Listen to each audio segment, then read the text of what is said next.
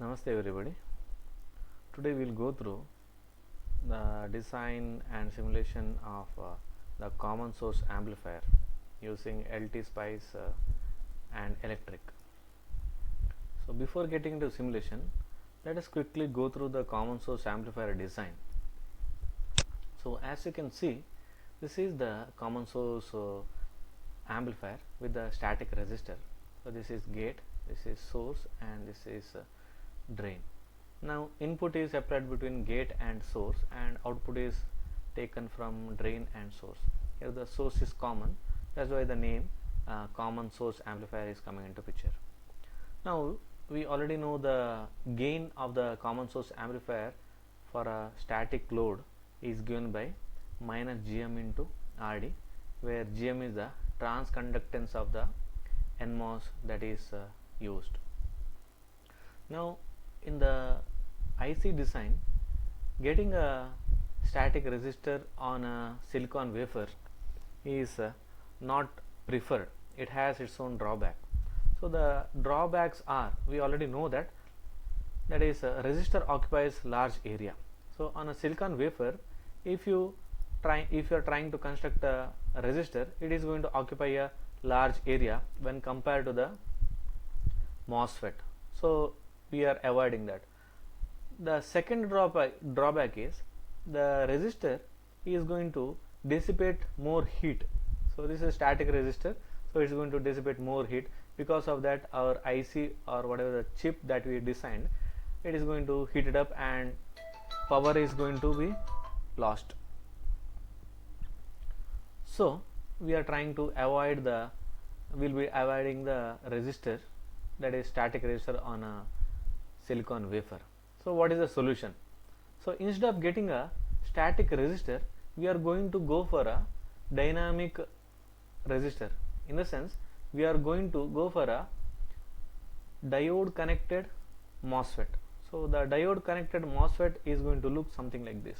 So this is a diode connected NMOS, and this is nothing but the diode connected PMOS. In the diode connected NMOS, we are going to connect the gate and drain together. So this transistor is always going to work in saturation region. So as we know, for the transistor to work in the saturation region, the drain to source voltage must be always greater than or equal to gate to source voltage minus threshold voltage. That is, the VDS should be greater than or equal to overdrive voltage. Since gate and drain are shorted, always the drain to source voltage is greater than gate to source voltage minus VTH. So this transistor is always working in the saturation region.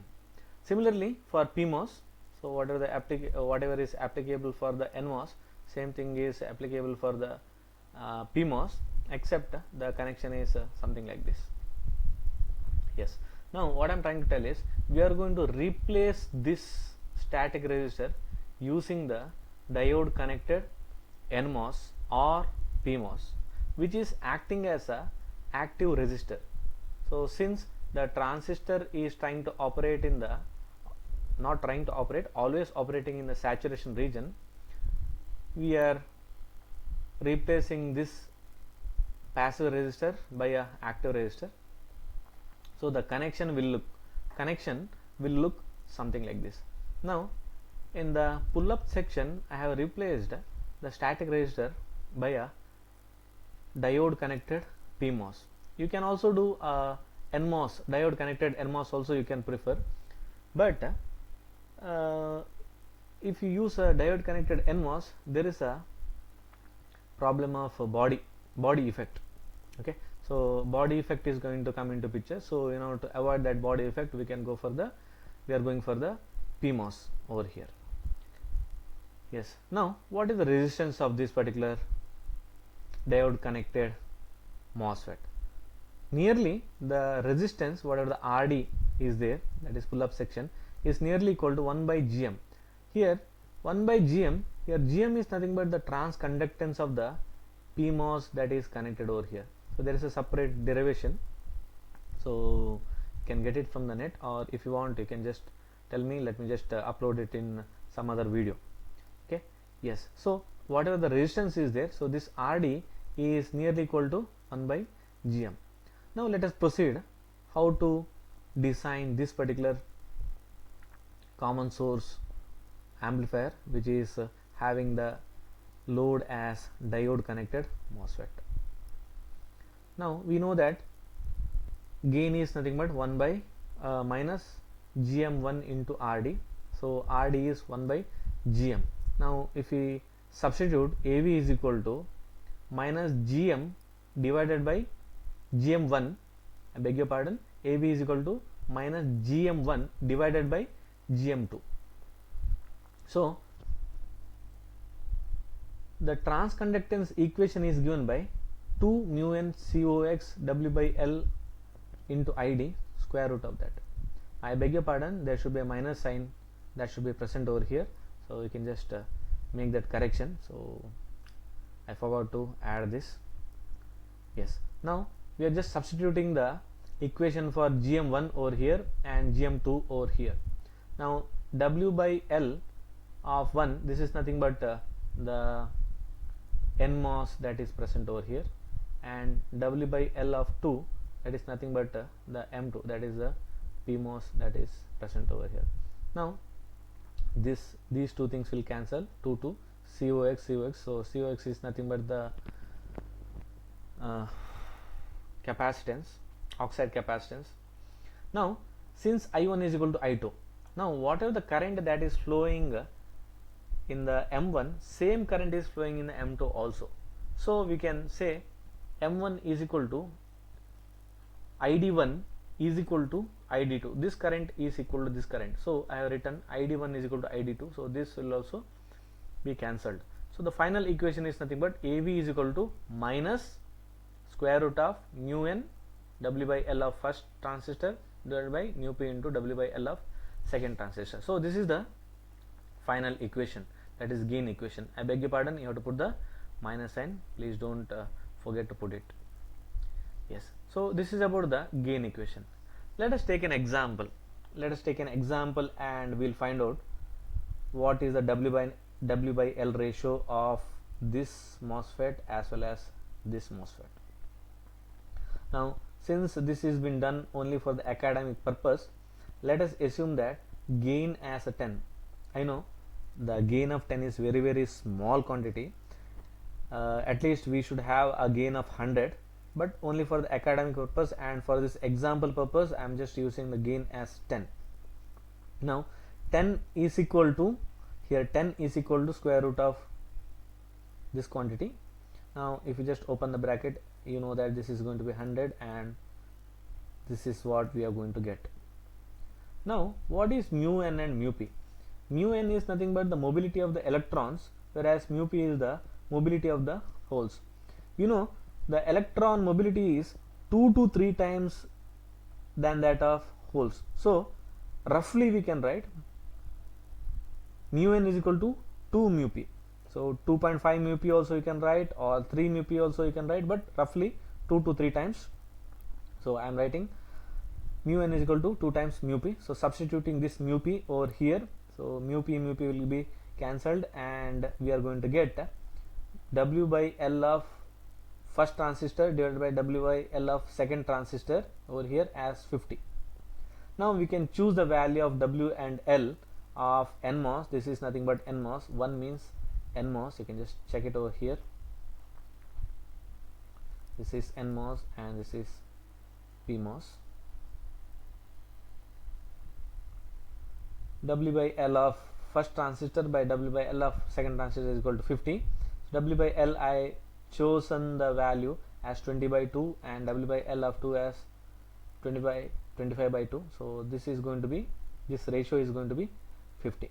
So we have to choose the W by L of NMOS and PMOS such that their ratio is going to be 50. Yes. Now let us proceed for the simulation. Yes. Now let us just simulate the common source amplifier. So this is the pull up section, which is nothing but diode connected PMOS, and this is the pull down section, normal NMOS. So this is a common source amplifier. We have already designed that, and we have obtained the value of W by L of 1, that is nothing but NMOS, and PMOS as something like this. Yes, let us get into the electric. Yes, now I already created a library, so create a new cell, schematic, common source amplifier. Let's just name that common source amplifier. Yes, so let me keep the grid on, so I am comfortable with the grid on. So yes, so components, NMOS, PMOS,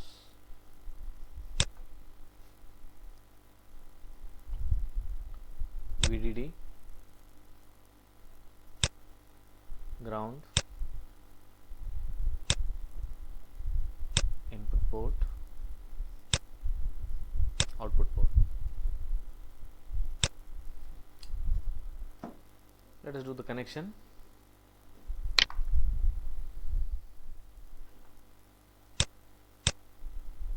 Left click, right click, left click, right click.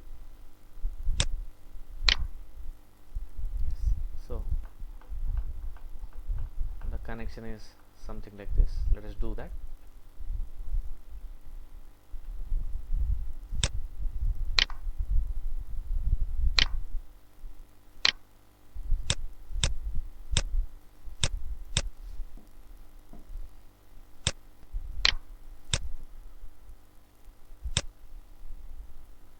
Let me just adjust the grid to the smallest distance possible.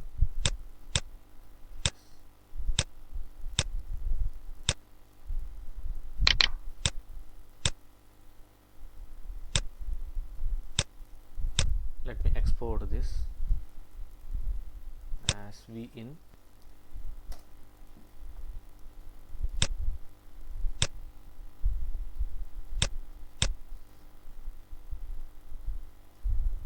V out. I am going to export that.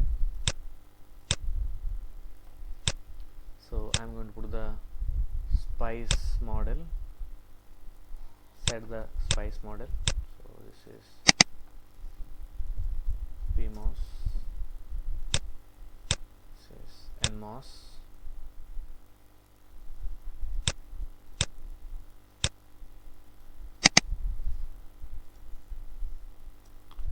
yes. Now we have already designed the common source for a gain of 10, very small gain, and W by L of NMOS is 20 by 2. W is 20, L is 2. W by L of PMOS is 5 by 25.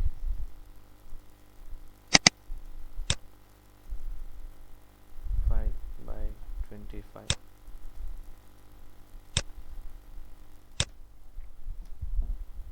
Yes, we have saved it. Let us go to the DRC. 0 errors. Now we have to write the spice code for that. Yes, I have already written. Let me just get it from there. I'll just explain how to write the spice code.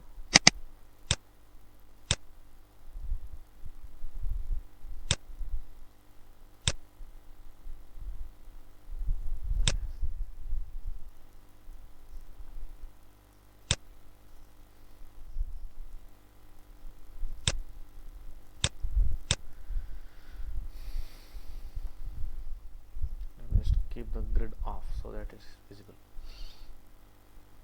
Yes. Now the first line indicates the VDD, so I am going to give a VDD.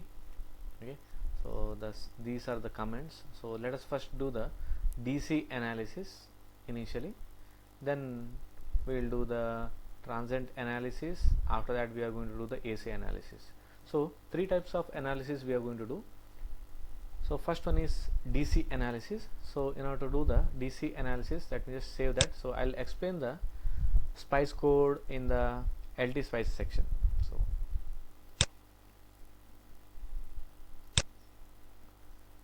yes,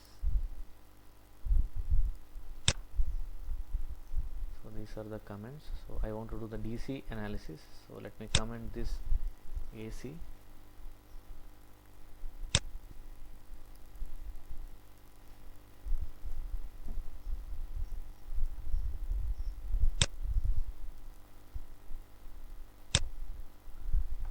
So these are the spice code that is required for the DC analysis. So VDD, between VDD 0, between VDD and 0, DC of 5, that is VDD and 0, VDD is between VDD and 0, DC of 5 volt we are going to apply. So that is nothing but this line, and V in is between V in and 0.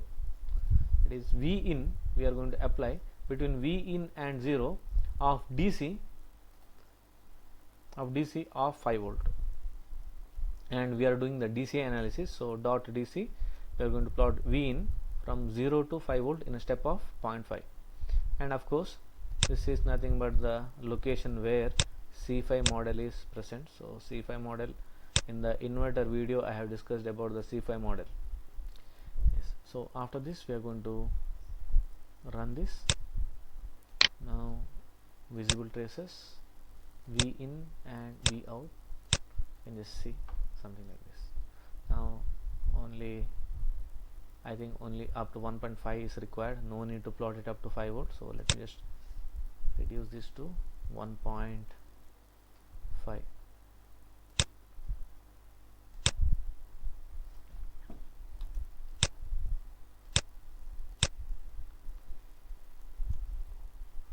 Beg your pardon, this is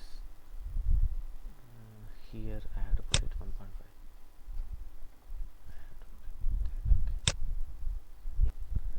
Yes, now this is nothing but the output, or green line is nothing but the output and blue line is nothing but the input.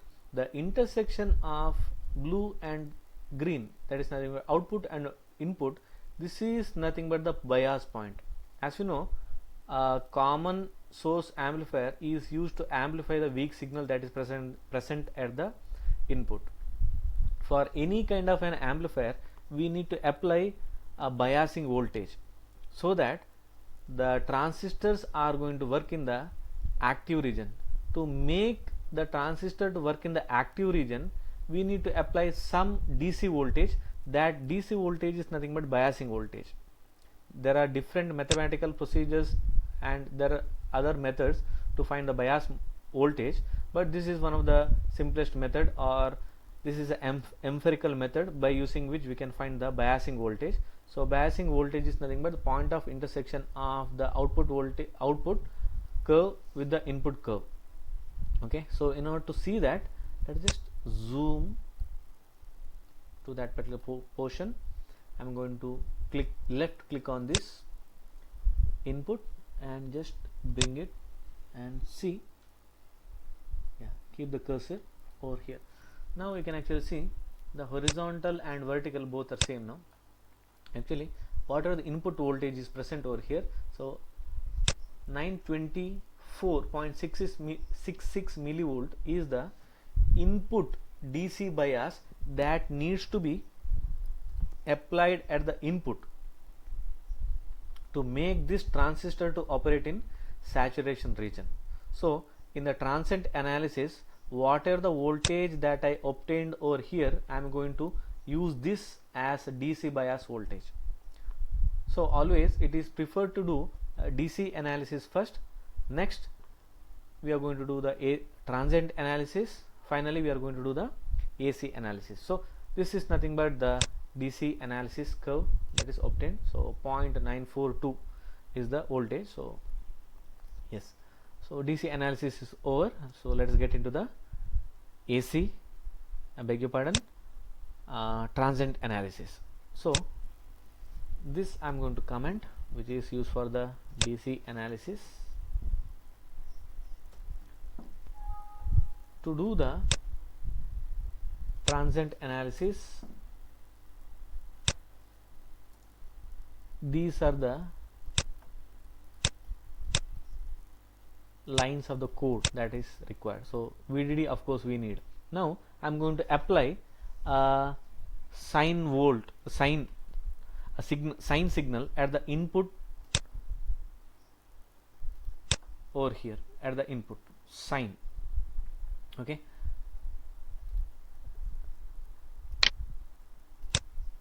I'm going to apply a sine signal. Okay, now the spice code format for this sine is there in the internet, so if you want I can discuss it later. I hope you can get it from the net and you can just compare whatever the value that's been given.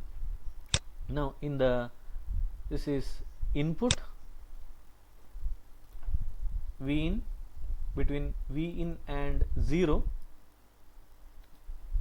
V in between V in and 0, the nature is sinusoidal, and 0.924, or else I can just simply use 0.9. This is the DC voltage that is used for the biasing of this transistor, so that this transistor is operating in the active region. And 0.005, this is nothing but the amplitude of the input signal that I want to amplify over here. Yes. Now 1 kilo is nothing but the frequency of the input signal, small signal that I am going to apply, and this 000 you can just get it from the net, and this is also 50 is number of cycles that needs to be generated. Okay, yes. Now let us just save it and run, and this is of course a transient analysis. I am going to plot up to 5 milliseconds. So run, visible traces, input I want, output I want. Yes, so two separate plots will put it. Yes, now this is the input, and this is the output. You can actually see output is the inverted form of input, or there is a 180-degree phase shift. That is why the gain is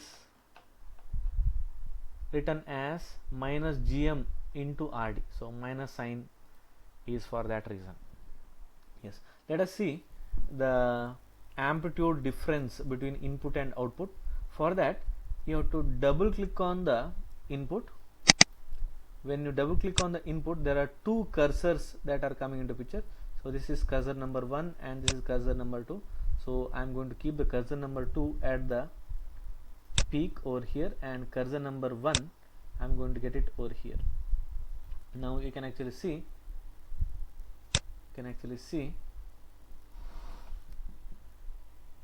this is cursor number 2 values, horizontal and vertical values. So horizontal values are nothing but the time, you can actually see over here. Vertical value is nothing but the voltage that is present.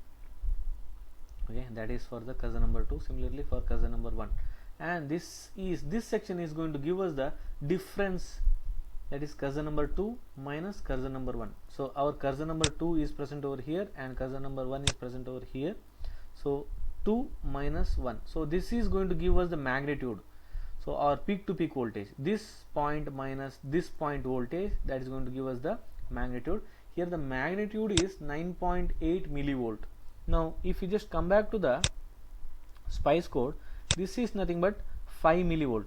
This 5 millivolt is the amplitude, whereas this is nothing but the magnitude. So 9.8 is there, so it is 10 only, so that is nothing but 10 millivolt. If you just keep the cursor very properly, then you may get close to 10 millivolt. So maximum here I can achieve is 9.8. Anyway, we are very close. So this is the input magnitude. Now we have designed the common source amplifier so that the gain is 10. Now the input magnitude is 10 millivolt. That means at least the output magnitude must be 10 into 10, 100, or 100 millivolt is the minimum value that is required, or gain of 10 is required. So similarly, as we did for input, for output also we have to do. We have to check the magnitude. So double click cursor 1. Let me just keep it over here. Cursor 1 at the peak. Now you see the difference. Cursor 2 minus cursor 1, that is 193 millivolt. Earlier the magnitude of the input was 10 milli. Now the magnitude of the output is 193 milli. So 19 is the gain that we obtained. We have designed the amplitude for the gain of 10, but we are getting the value more than 10. Maybe we have assumed the value of mu n and mu p as something like this. Actually mu n need not be exactly equal to 2 times mu p. It can be 2 to 3 times. So if you just adjust the value over here, you may get the value something like nearly equal to 10, but here 19.3 is the gain that I am getting. So our purpose is served. Now we are going to get amplified signal with a gain of 19.3. Yes, so our transient analysis is over. Now let us do the AC analysis.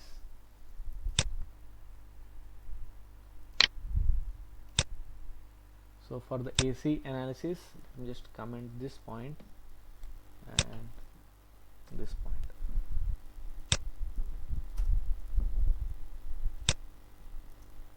Now for the AC analysis, these are the lines of the code that are required. Yes, in the AC analysis, V in is between V in and 0, and we are going to plot a AC. So we have to add AC over here. Compared to this and this, only AC is extra, everything is same. Yes, now we are going to plot AC of decayed response. This is the frequency varying from 100 Hertz to 10 gigahertz in a step of 100. So that is the meaning. Yes, so we'll save it and we'll run it. Here visible traces, output. Now let me just single click. You can see this is in the magnitude section. So this is nothing but the magnitude button. So magnitude is 25.85 dB. So this is the maximum value that is obtained. So if you want to find the cutoff frequency, so 25.8 minus 3, that is 22.8. We have to come down 3 dB down. 20.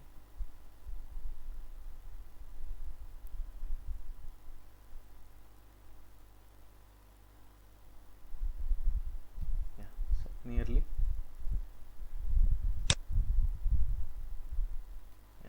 Nearly 22.8 dB. So we have come 3 dB down. Now you can actually note the frequency. 12 megahertz is the cutoff frequency or range of frequency for which this particular transistor is working fine. Okay, so this is nothing but the AC analysis. So we have done 3 types of analysis, that is DC analysis, we have done DC analysis, we have done transient analysis, and we have done the AC analysis. Our experiment for the common source amplifier is over from the academic point of view. Thank you.